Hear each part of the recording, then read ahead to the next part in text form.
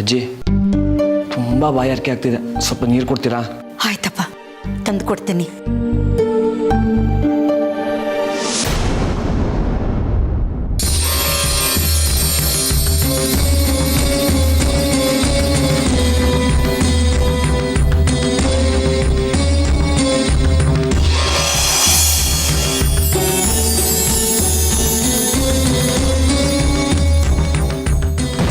ರಶ್ಮಿ ಬರೋವರೆಗೂ ಇದನ್ನ ಹೇಗೆ ಕೈ ಇಟ್ಕೊಂಡಿರೋದು? ಅಲ್ಲಿ ಇಲ್ಲಿ ಇಟ್ಟರೆ ನೋಡಿದವ್ರು ಏನಾದ್ರು ಅನ್ಕೋತಾರೆ. ದೇಶಿಕರು ಅಮ್ಮನವ್ರ ಹೆಸರು ಕೊಟ್ಟಿದ್ದಾರೆ, ಇದನ್ನು ಅಮ್ಮನವ್ರ ಮುಂದೆ ಇಡೋಣ. ರಶ್ಮಿ ಬಂದಮೇಲೆ ಪರೀಕ್ಷೆ ಮಾಡೋಣ.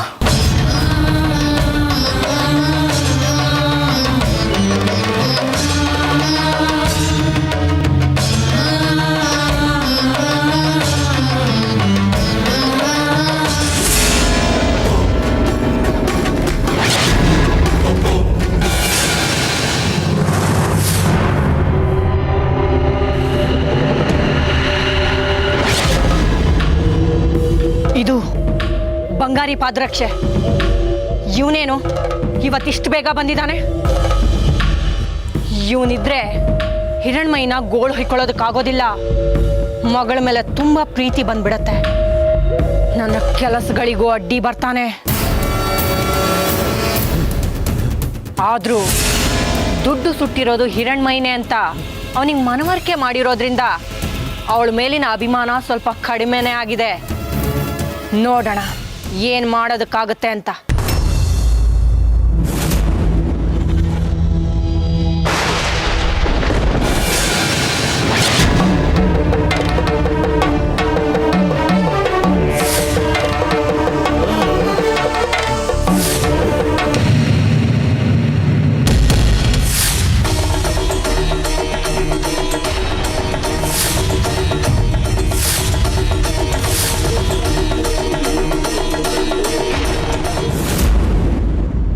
ಇದೇನಿದು? ನಾನು ಮನೇಲಿ ಇಲ್ಲದೆ ಇರೋ ಸಮಯದಲ್ಲಿ ಇನ್ಯಾವುದೋ ಶಕ್ತಿ ಬಂದು ಸೇರ್ಕೊಂಡಿದೆ. ಇದು ನನಗೆ ಮತ್ತು ಆ ಮಹಾತಾಯಿ ನಡುವೆ ನಡೀತಾ ಇರೋ ಯುದ್ಧ. ನಮ್ಮನ್ನು ಮೀರಿದ ವಿಶೇಷ ಶಕ್ತಿ ಯಾವುದಿದೆ ಇಲ್ಲಿ? ಅಲ್ಲದೆ ಆ ಮಹಾತಾಯಿನೇ ನನ್ನ ಕೆಲಸಗಳಿಗೆ ಅಡ್ಡಿ ಬರಲ್ಲ ಅಂತ ವರ ಕೊಟ್ಟಿದ್ದಾಳೆ. ಇನ್ನು ನನ್ನನ್ನು ತಡೆಯುವಂತ ಶಕ್ತಿ ಯಾವುದಿದೆ ಇಲ್ಲಿ? ಇಲ್ಲ, ಆ ಮಹಾತಾಯಿನೇ ಬೇರೆ ಏನೋ ಆಟ ಕಟ್ಟಿದಾಳೆ. ಅದೇನೋ ಅಂತ ಕಂಡು ಹಿಡಿತೀನಿ. ಅದು ಯಾವ ದಿಗ್ಬಂಧನ ಹಾಕಿದ್ಯಾ ಅಂತ ನೋಡೇ ಬಿಡ್ತೀನಿ ನಾನು.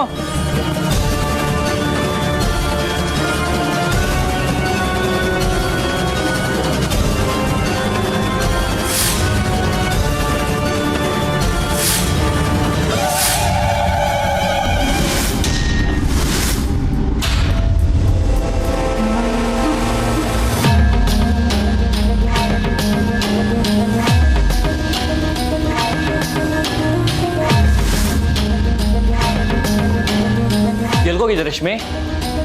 ಆಚೆ ಕೆಲಸ ಇತ್ತಾ? ಏನಾದ್ರು ಹೇಳಿದ್ರೆ ನಾನೇ ತಂದ್ಕೊಡ್ತಿದ್ದೆ ಅಲ್ವಾ?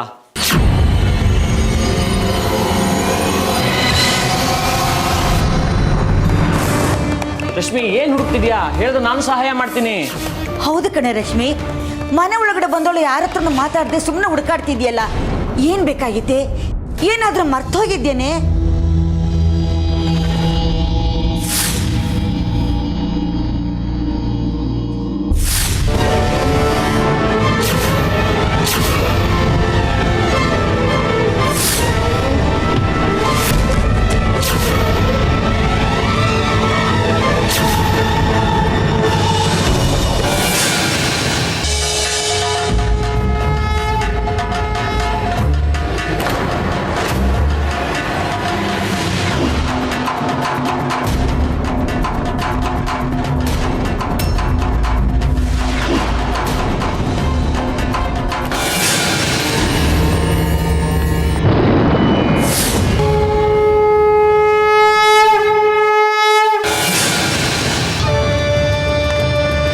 ಎಲ್ಲೂ ಏನು ಇಲ್ವಲ್ಲ.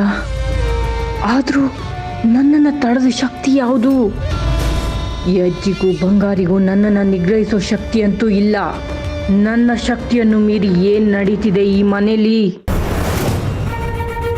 ಲೇ ರಶ್ಮಿ, ಯಾಕೆ ಏನಾಗಿದೆ ನಿನಗೆ? ಯಾರ ಹತ್ರನೂ ಮಾತಾಡ್ತಿಲ್ವಲ್ಲೇ? ಏನಾಗಿದೆ ನಿನಗೆ? ನನ್ನ ಮಾತಿಗೆ ಬೆಲೆ ಇಲ್ವಾ ನಿನಗೆ? ಅಜ್ಜಿ, ಏನಿಲ್ಲ, ಯಾವುದೋ ಯೋಚನೆಯಲ್ಲಿ ಏನೋ ಹುಡುಕ್ತಾ ಇದ್ದೆ, ಗೊತ್ತಾಗ್ಲಿಲ್ಲ. ನೀವೇನು ಇವತ್ತಿಷ್ಟು ಬೇಗ ಬಂದಿದ್ದೀರಾ ಮನೆಗೆ?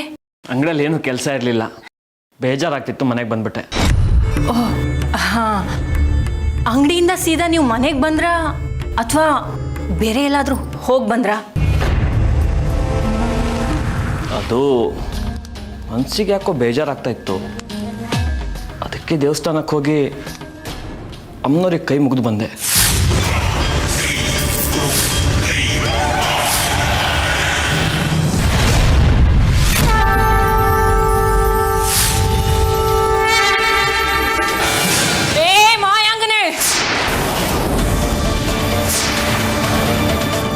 ಯಾಕೆ ಇಲ್ಲಿಗೆ ಬಂದೆ?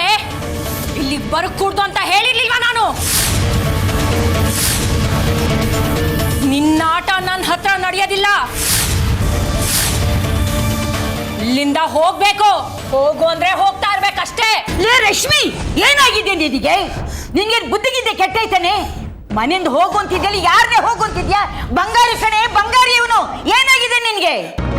ಇಲ್ಲ ಇಲ್ಲ, ಅದು ಯಾಕೋ ನನಗೆ ತಲೆ ಸುತ್ತಾ ಇದೆ. ಬಿಸಿಲಲ್ಲಿ ಬಂದೆ ಅಲ್ವಾ, ಅದಕ್ಕೆ ಹಾಗಾಗ್ತಿದೆ ಅನಿಸ್ತಿದೆ. ದಯವಿಟ್ಟು ನನಗೆ ಕ್ಷಮಿಸಿ ಬಂಗಾರಿ ಅವರೇ. ಸ್ವಲ್ಪ ನನ್ನ ಒಬ್ಬಳನ್ನೇ ಬಿಟ್ಬಿಡಿ. ಬಂಗಾರಿ, ಏನಾಗ್ತಿದ್ಯೋ ನಮ್ಮ ಮನೇಲಿ? ನನಗೆ ಯಾಕೋ ಹೆದರಿಕೆ ಆಗ್ತಿದೆ ಕಣೋ. ಲೋ ರಶ್ಮಿ ಯಾವತ್ತೂ ಹೀಗೆ ನಡ್ಕೊಂಡವಳಲ್ಲ. ನನಗೇಕೋ ಭಯ ಆಗ್ತಿದೆ ಕಣೋ, ನನಗೇಕೋ ಭಯ ಆಗ್ತಿದೆ ಕಣೋ. ರಶ್ಮಿ ಮನೆ ಒಳಗಡೆ ಬಂದು ಏನೋ ಹುಡುಕ್ತಾ ಇದ್ಲು. ದೇಶಿಕ್ಕರು ಕೊಟ್ಟು ನಿಂಬೆ ಹಣ್ಣ ದೇವ್ರ ಮುಂದೆ ಇಟ್ಟಿದ್ದೆ, ಅದಾ ಕಾಣಿಸ್ತಿರ್ಲಿಲ್ಲ.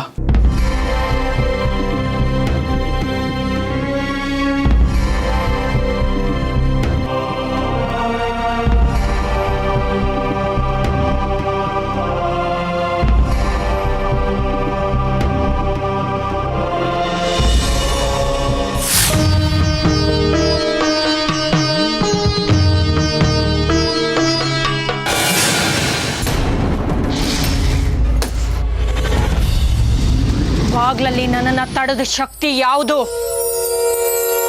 ಈ ಮನೆಯಲ್ಲಿ ಏನೋ ನಡೀತಿದೆ ನನ್ನ ವಿರುದ್ಧ. ಅದು ಏನು ಅಂತ ಕಂಡು ಹಿಡಿಲೇಬೇಕು. ಇಲ್ಲ ಅಂದ್ರೆ ಉಳಿಗಾಲ ಇಲ್ಲ ನನಗೆ ಈ ಮನೆಯಲ್ಲಿ.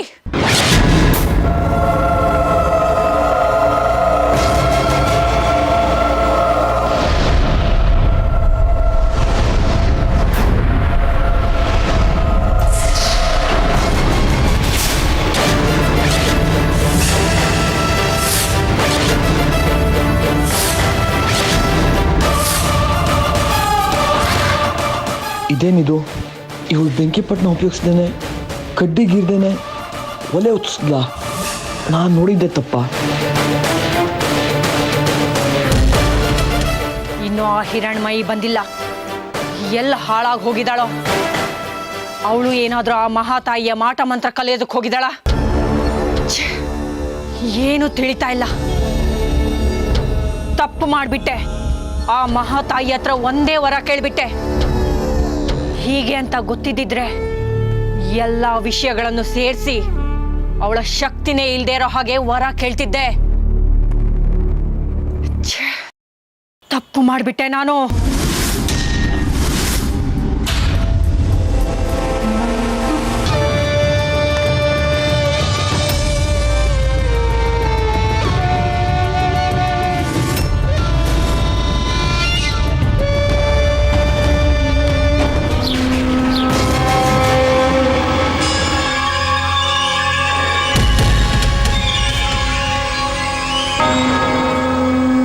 ಯಾರೋ ನನ್ನ ಹಿಂದೆ ಬಂದಂಗಾಯ್ತಲ್ಲ.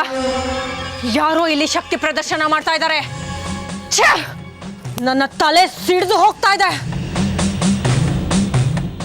ಏನೋ ನಡೀತಾ ಇದೆ ನನ್ನ ವಿರುದ್ಧ. ನಾ ಈ ಮನೆಗೆ ಕಾಲಿಟ್ಟಾಗಿಂದ ಏನೇನೋ ಅಪಶಕನಗಳು. ಅದೇನು ಅಂತ ಕಂಡು ಹಿಡಿಲೇಬೇಕು. ಕಂಡು ಹಿಡಿದೇ ಹಿಡಿತೀನಿ.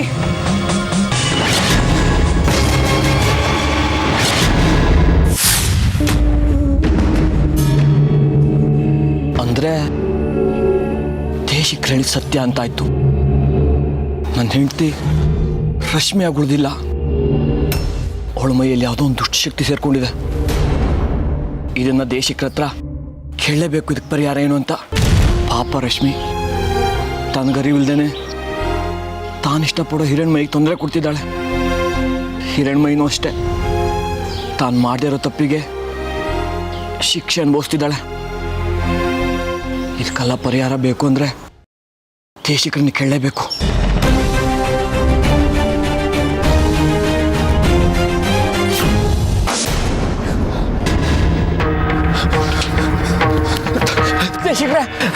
ದೇಶಿಕ್ರೆ, ನೀವು ಹೇಳಿದ್ದೆಲ್ಲ ಸತ್ಯ ಆಗೋಯ್ತು. ನನಗೆ ಯಾಕೋ ಭಯ ಆಗ್ತಿದ್ದೆ ದೇಶಿಕ್ರೆ. ನಾನು ಹೇಳ್ದಾಗ ಮಾಡಿದ್ಯಾ? ಅಮ್ಮನವರ ಶಕ್ತಿ ತುಂಬಿರೋ ಆ ನಿಂಬೆಹಣ್ಣನ್ನು ನಿನ್ನ ಬಲಗೈಲಿ ಇಟ್ಕೊಂಡು ನಿನ್ನ ಹೆಂಡತಿ ರಶ್ಮಿನ ಗಮನಿಸಿದಾಗ ಅವಳ ದೇಹದಲ್ಲಿರೋ ದುಷ್ಟಶಕ್ತಿ ನಿಜ ಸ್ವರೂಪ ಗೊತ್ತಾಯ್ತಾ? ಹೌದು ದೇಶಿಕ್ರೆ, ಎಲ್ಲ ತಿಳಿತು. ರಶ್ಮಿ ಇನ್ನೂ ಮನೆಗೆ ಬಂದಿರಲಿಲ್ಲ. ನಾನು ನೀವು ಕೊಟ್ಟಿರೋ ಲಿಂಬೆಹಣ್ಣ ಅಮ್ಮನವ್ರ ಮುಂದೆ ಇಟ್ಟಿದ್ದೆ. ರಶ್ಮಿ ಮನೆಯೊಳಗೆ ಬರೋದಕ್ಕೆ ಕಷ್ಟಪಟ್ಲು. ಅವಳಿಗೆ ಅನುಮಾನ ಬಂತು. ಅವಳ ಗಮನದ ಶಕ್ತಿ ಏನು ಅಂತ ಗೊತ್ತಾಗೋಯ್ತಾ? ಇಲ್ಲ, ಅವಳ ಕಣ್ಣಿಗೆ ಅದು ಕಾಣಲಿಲ್ಲ.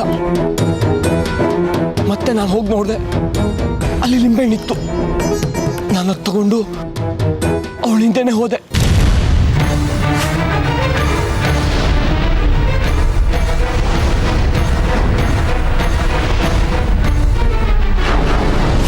ಅವಳು ನಿಜವಾಗ್ಲೂ ಜ್ವಾಲಾಮುಖಿನೇ. ಇದು ಹೀಗೆ ಮುಂದುವರೆದ್ರೆ ಅವಳು ನಿಜವಾಗ್ಲೂ ನಮ್ಮನ್ನೆಲ್ಲ ಸುಟ್ಟು ಬೂದಿ ಮಾಡ್ಬಿಡ್ತಾಳೆ ದೇಶಿಕ್ರೆ. ದಯವಿಟ್ಟು ನೀವೇ ಕಾಪಾಡಬೇಕು. ಅದಕ್ಕೊಂದು ದಾರಿ. ಅಮ್ಮನವ್ರನ್ನ ನಾನು ಕೇಳಬೇಕು. ಒಂದು ನಿಮಿಷ ಇರು.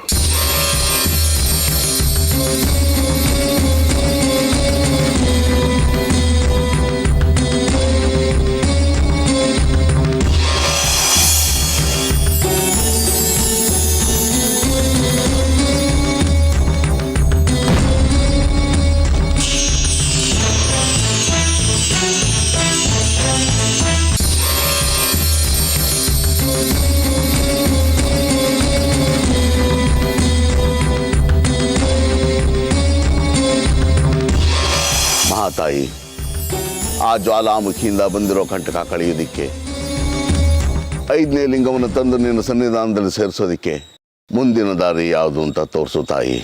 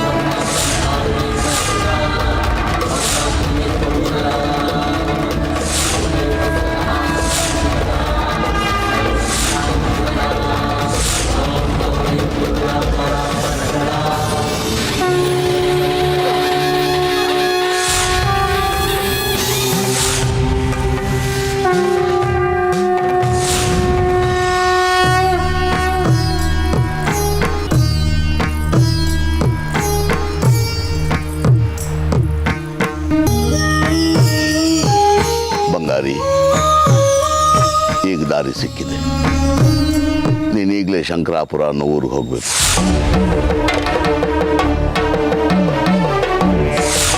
ಯಾವ ಶಂಕರಾಪುರ? ಅಲ್ಲಿಗೆ ಹೋಗಿ ನಾನೇನ್ ಮಾಡ್ಲಿ? ಆ ಊರಿನಲ್ಲಿ ಶಿವನ ದೇವಸ್ಥಾನದಲ್ಲಿ ಅಗ್ನಿ ಸ್ವರೂಪಿ ಲಿಂಗ ಒಂದಿದೆ.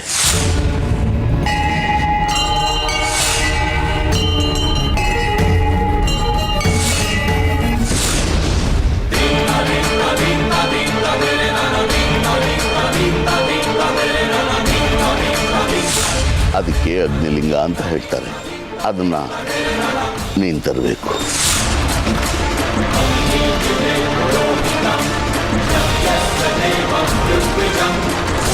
ಅದನ್ನು ತಂದರೆ ಆ ಲಿಂಗದ ಅಗ್ನಿಯಲ್ಲಿ ದುಷ್ಟಶಕ್ತಿ ಜ್ವಾಲಾಮುಖಿ ನಾಶವಾಗ್ತವೆ. ಬೆಂಕಿಗೆ ಬೆಂಕಿನೇ ಮದ್ದು.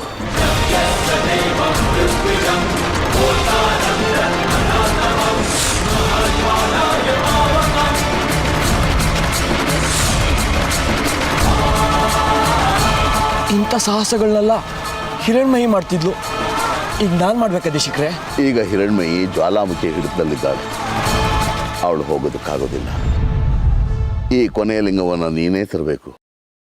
ಈ ಲಿಂಗ ತರೋದಕ್ಕೆ ನಿನಗೆ ಯಾರು ಸಹಾಯನೂ ಸಿಗೋದಿಲ್ಲ.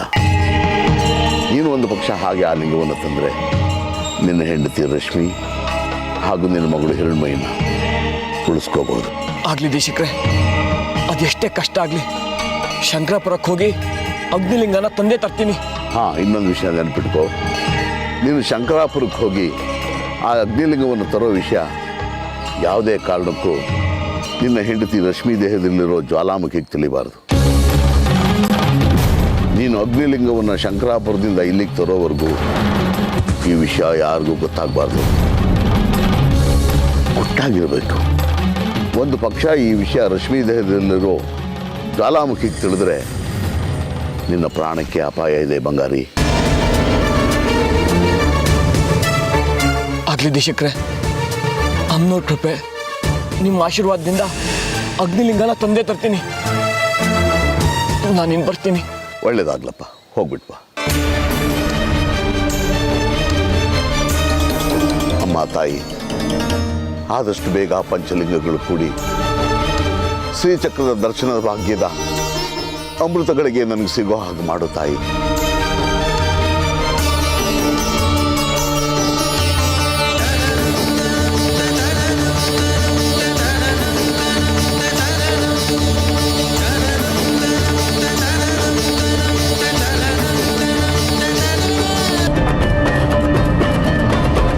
ಅಡಿಗೆ ಆಗಿದೆ, ಎಲ್ಲರೂ ಊಟಕ್ಕೆ ಬನ್ನಿ. ಬೇಡಮ್ಮ, ನಾನಿವತ್ತು ಉಪವಾಸ. ಬಂಗಾರಿನೂ ಅದೇನೋ ಅವಸರದ ಕೆಲಸ ಇದೆ ಅಂತ ಪೇಟೆ ಹೋದ. ಮಗು ಬಂದಮೇಲೆ ಅವಳಿಗೆ ನಾನು ಊಟ ಮಾಡಿಸ್ತೀನಿ.